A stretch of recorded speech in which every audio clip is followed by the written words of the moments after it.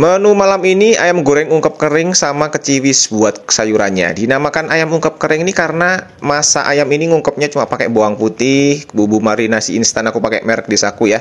Kemudian minyak goreng sama airnya cuma 3 sendok makan aja.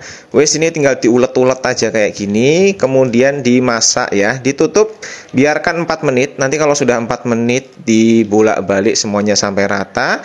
Lanjut ditutup lagi biarin mateng. Ini jumlahnya juga sama 4 menit aja. Ini kalau udah mateng kayak gini, tinggal langsung aja digoreng sampai berwarna kecoklatan alias garing. Nah, lihat sendiri ya, warnanya cakep banget. Tinggal langsung aja diangkat. Kemudian masaknya ini aku pakai granit wokpan dari Stain Cookware. Ini yang 2 handle ya. Diameternya 32 cm, sudah ada tutup kacanya ya. Bisa dipakai di kompor listrik atau gas. Ini anti lengket karena berlapis granit Gripon Jerman 6 lapis. Kalau kalian lihat sendiri mewah banget dan ini murah loh, dan kalian harus punya ya. Buat sayurannya simpel aja, keciwis siapin, kemudian tumis bawang putih aja. Tumis sampai harum, masukin keciwisnya, tambahkan air sedikit, kasih saus tiram, garam, merica, sama gula kalau mau ya. Wes tinggal goseng-goseng aja dan siap langsung bisa dinikmati. Gampang kan?